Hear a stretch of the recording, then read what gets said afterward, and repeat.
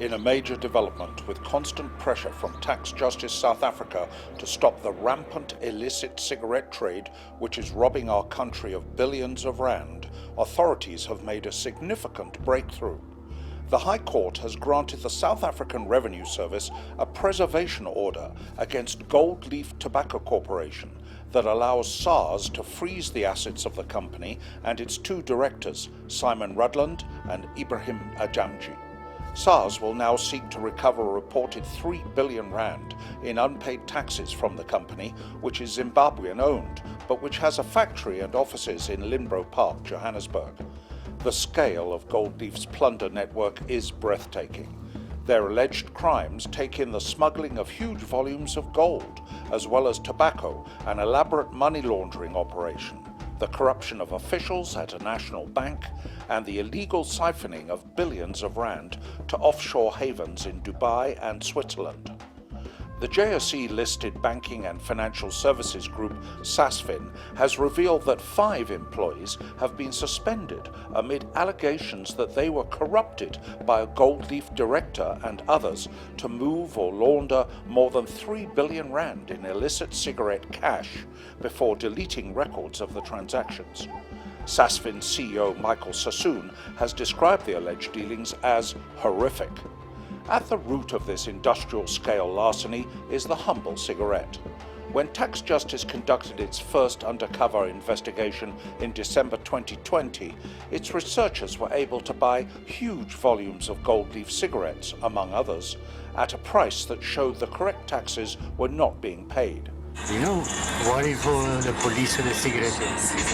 Don't worry about them, the police. I'm worried for the police. No, don't worry, police not nothing, something problem now.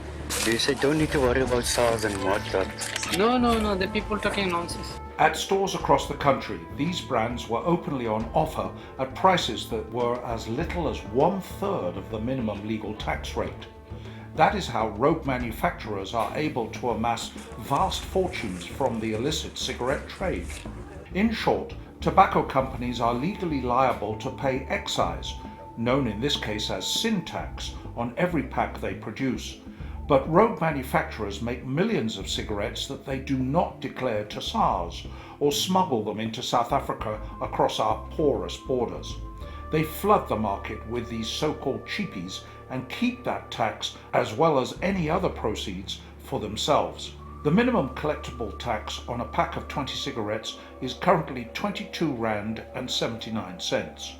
Multiply that sum by the millions of illicit packs sold in South Africa every day, and it is obvious that the criminals are pocketing mind-boggling amounts that should be going to the taxman. With illicit cigarettes now accounting for an estimated 60 to 70% of the market in South Africa, the fiscus is being robbed of about 19 billion rand every year.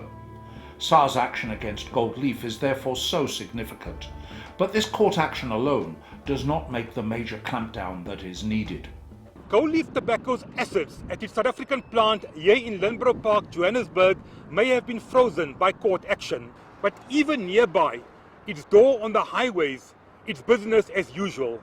Every day, tens of thousands of illegal cigarettes, including brands produced by Gold Leaf in Zimbabwe, continue to be smuggled over the border into South Africa, with many coming down this highway to be sold in Gauteng and around the country. The local legal action has not been able to stop any of this illicit business. Illicit trade is a menace that deprives the state of vital revenue that should be helping to pay for services, for education, for health, for security, which is for all the citizens. So selling and buying illicit goods is not a victimless crime. It enriches criminals whilst impoverishing the law-abiding and destroying honest jobs. So that is why we should all be celebrating SARS breakthrough action in this case. SARS has faced many challenges in recent years, but with dedicated staff now throughout its leadership, it is encouraging to see that SARS is regaining the skills and capacity to root out wrongdoing.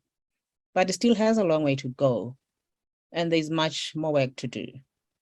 SARS action against Gold Leaf is tax justice in action. It shows that the rule of law can triumph over the most sophisticated and resourceful of criminals.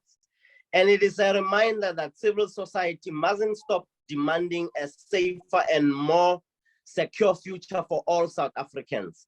Illicit trade is a menace that we must all fight together. No longer must crime be allowed to pay in South Africa. The importance of the High Court order against GoLeave cannot be overstated. People who take billions and billions of rand out of this country and out of the pockets of South Africans have had their company taken over by the South African state. That is huge, but we should not underestimate the work that still must be done. GoLeave has amassed so much wealth that its directors will not go down without a fight. And we must remember that there's not just one manufacturer that's getting rich out of illicit cigarettes.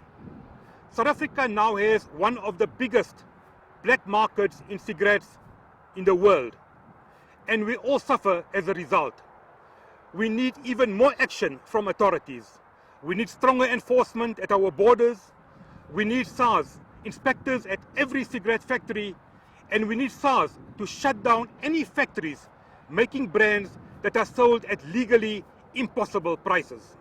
Further details from the Tax Justice South Africa website.